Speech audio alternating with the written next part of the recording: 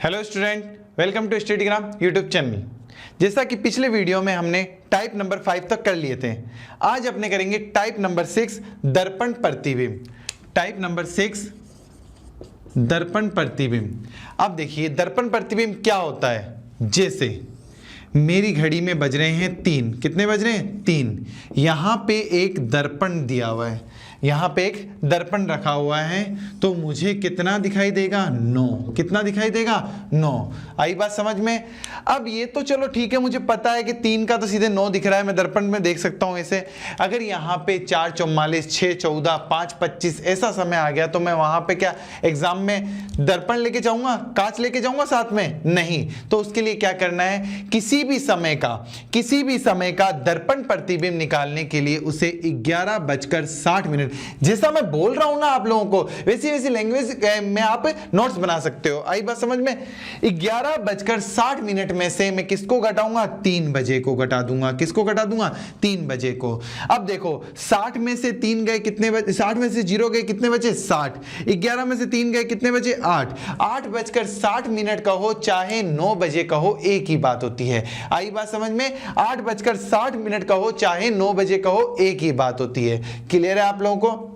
चलिए अब आज मान लो उसने बोल दिया कि 4:44 का दर्पण प्रतिबिंब ज्ञात करो।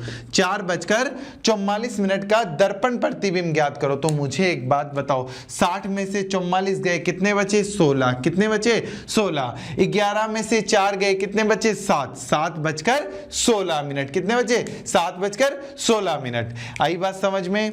चलिए अब देखो, अगर वो बोल दे कि किसी समय का दर्पण प्रतिबिंब ये हो रहा है, मान लो कि किसी समय का उसने बोल दिया दर्पण प्रतिबिंब 5:27 हो रहा है। उसने बोला है किसी समय का दर्पण प्रतिबिंब 5:27 हो रहा है, तो उसका सही समय ज्ञात करो। अब मैं क्या करूंगा, आई बात समझ में। वो बोल रहा है, वापिस से देख लीजिए कि किसी समय का दर्पण प्रतिबिंब 5:27 हो रहा है, तो उसका सही समय ज्ञात करो। तो देखो एक बार इस क्वेश्चन को छोड़ दो, मुझे बताओ इसका दर्पण प्रतिबिंब क्या है 9। कि क्या है इसका दर्पण प्रतिबिंब 9, तो इसका सही समय क्या आ रहा है 3। करना कुछ नहीं है, 11:60 में से दर्पण प्रतिबिंब को घटा दूंगा। तो देखो मैंने 60 में से 0 गए 60, 11 में से 9 गए 2। 2:60 कहो चाहे 3 बजे कहो, एक ही बात होती है। तो इसका भी क्या करूंगा, यही सेम करूंगा। 11:60 में से किसको घटा दूंगा,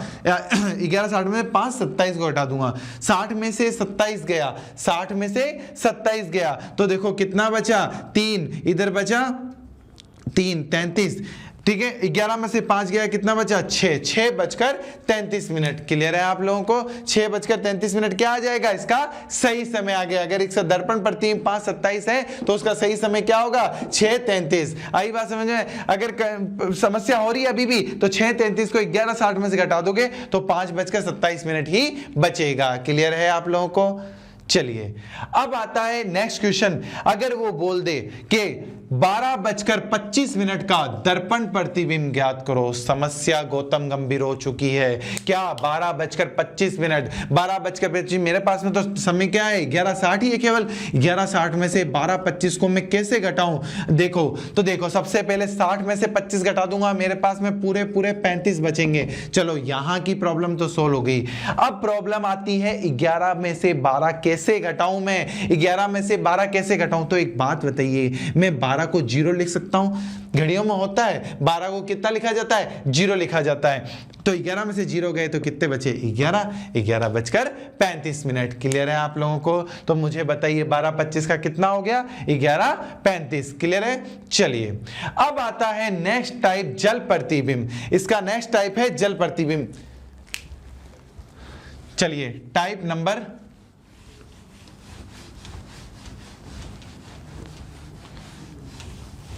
टाइप नंबर 7 जल प्रतिबिंब।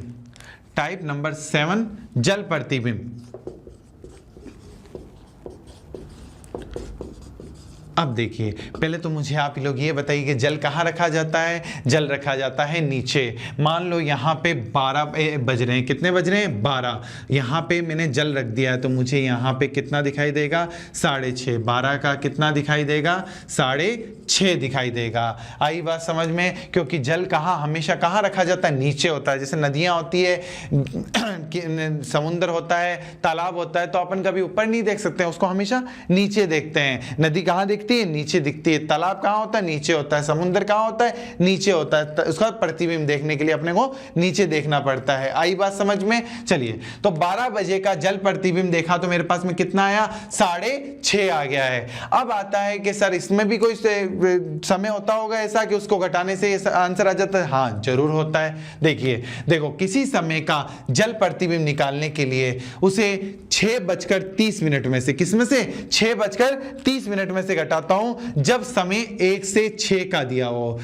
मैं इधर लिख देता हूं, जब समय 1 से 6 का दिया हुआ हो। और 18:30 में से घटाता हूं, और 18:30 में से घटाता हूं जब समय 6 से 1 के बीच का दिया हुआ हो। अगर 1 से 6 के बीच का दिया हुआ होगा तो किस में से घटाऊंगा? 6:30 में से। और 6 से 1 का मतलब 6 से 1 मतलब 7, 8, 9, 10, 11, 12, तो किस में से घटाऊंगा? 18:30 में से। अभी मुझे बताओ ये समय कौन सा दे रखा है? 12 बजे का। 12 बजे का समय कौन सा है? 1 से 6 के बीच का है या 6 से 1 के बीच का है? ये समय है 6 से 1 के बीच का।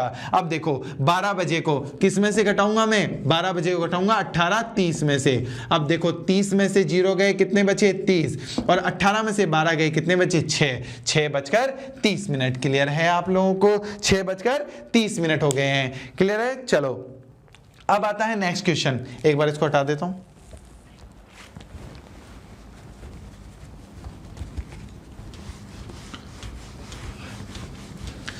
चलिए, नेक्स्ट क्वेश्चन है मेरे पास में 4:15 का जल प्रतिबिंब ज्ञात करो। 4:15 का जल प्रतिबिंब ज्ञात करो। मुझे तो पहले यह देखना है कि समय कौन सा है, 1 से 6 के बीच का है या 6 से 1 के बीच का है। ये समय है 1 से 6 के बीच का, तो ऑब्वियसली किस में से घटाऊंगा? 6:30 में से।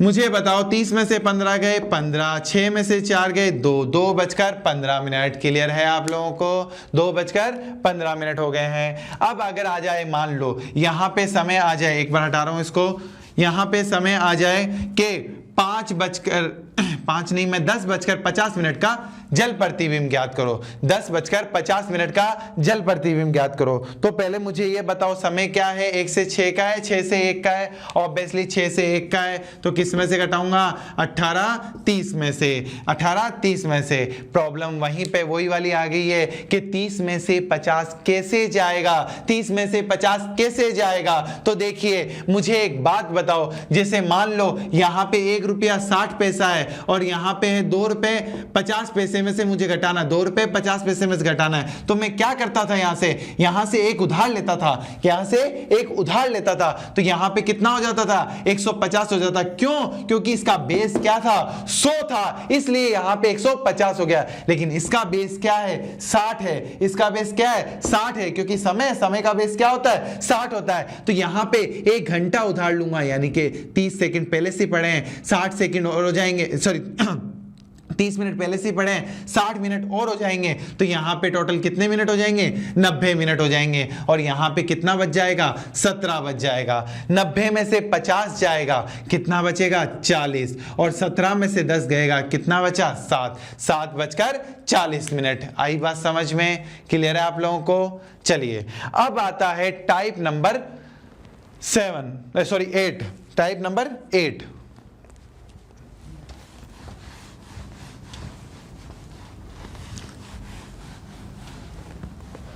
ये लास्ट टाइप है इसका, टाइप नंबर 8।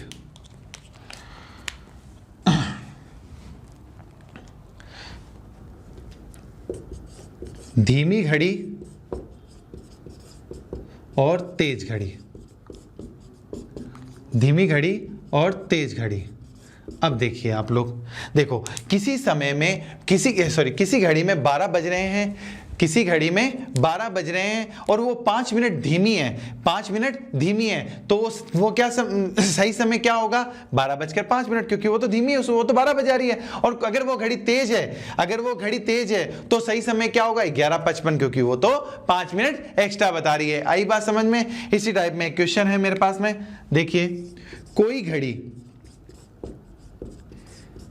1 घंटे में 1 मिनट तेज होती है,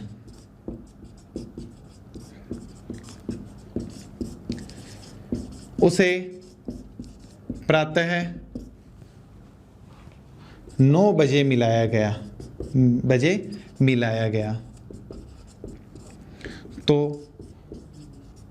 अगले दिन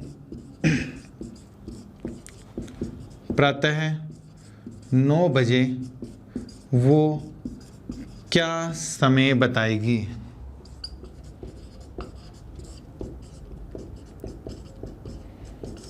देखिए, कोई घड़ी 1 घंटे में 1 मिनट तेज होती है, उसे प्रातः 9 बजे मिलाया गया का मतलब होता है वो सही कर दिया था उसको, ठीक है ना, उसको प्रातः 9 बजे क्या कर दिया? सही कर दिया।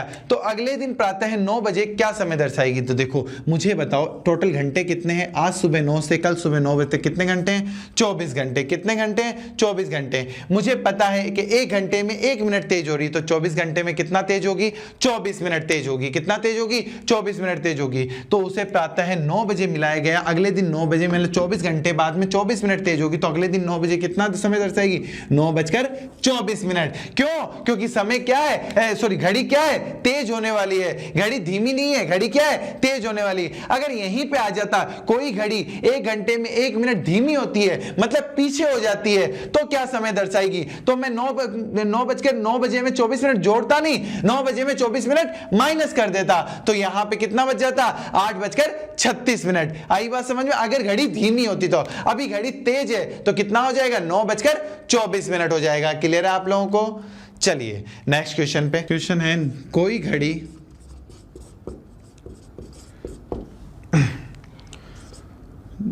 2 घंटे में 1 मिनट धीमी होती है। ध्यान से देखिएगा, उसे प्रातः 10 बजे मिलाया गया,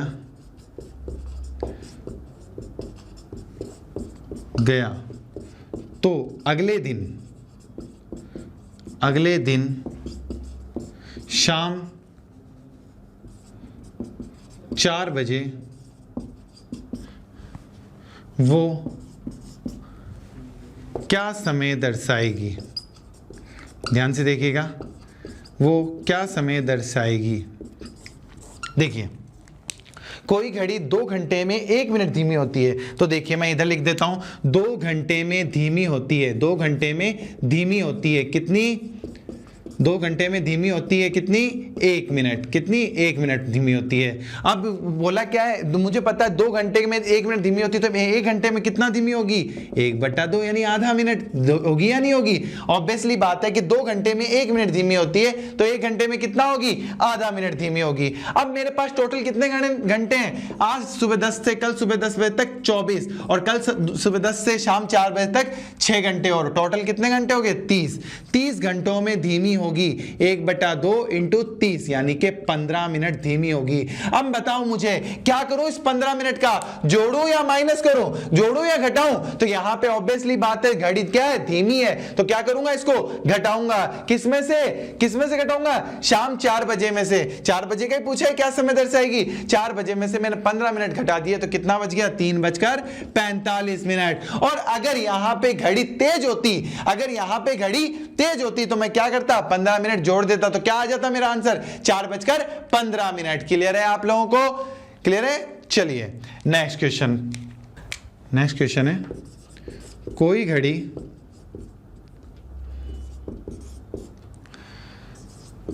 5 घंटे में 12 मिनट तेज होती है, उसे प्रातः 9 बजे मिलाया गया,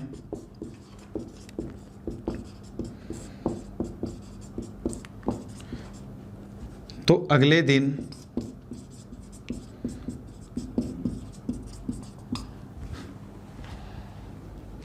दोपहर 3 बजे वो क्या समय बताएगी?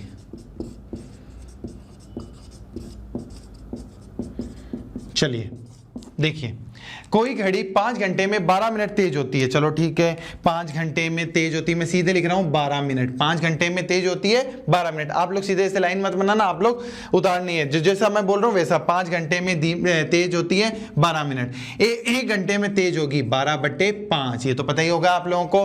5 घंटे में 12 मिनट, तो 1 घंटे में कितना होगा? 12/5। मेरे पास में 1 घंटे का आंसर आ गया। मैं हजारों घंटे का आंसर निकाल सकता हूं। आई बात समझ में? अब मेरे पास टोटल कितने घंटे? आज सुबह 9 से कल सुबह 9 बजे तक 24 घंटे, कल सुबह 9 से दोपहर 3 बजे तक 6 घंटे। टोटल कितने घंटे हो गए? 30। 30 घंटों में तेज होगी 12/5 इंटू 30। क्या करूंगा? 6, 5 से काट दिया, 6, 12 छिंग 72, 72 मिनट। कितने मिनट तेज होगी? 72 मिनट। अब मुझे एक बात बताओ, क्या करूं इस 72 मिनट का? जोड़ूं या घटाऊं? ऑब्वियसली बात है, जोड़ूंगा। क्या करूंगा? जोड़ूंगा। किसमें से? किसमें जोड़ूंगा मैं? 3 बजे में। 3 बजे में मैं 72 मिनट जोड़ूं। अगर 3 बजे में मैं 72 मिनट ना जोड़ के 1 घंटा 12 मिनट जोड़ दूं, एक ही बात होती है। ऑब्वियसली बात है, एक ही बात होती है। 72 मिनट होते क्या है? 1 घंटा 12 मिनट होते हैं। 12 यहां पे आया और ये हो गया। टोटल कितने हो गए? 4:12 मिनट। कितने घंटे हो गए? कितना हो गया? 4:12 मिनट। अब ये बताओ, यहीं पे अगर धीमी घड़ी होती तो क्या आंसर आता? अगर यहीं पे धीमी घड़ी होती तो क्या आंसर आता? ये चीज आपको कमेंट बॉक्स पे लिखनी है। क्लियर है या नहीं आप लोगों को? आई बात समझ में? चलिए आज के लिए इतना ही। यहीं पे आपकी घड़ी समाप्त होती है। नेक्स्ट करेंगे अपन नया टॉपिक। क्लियर है? Thank you.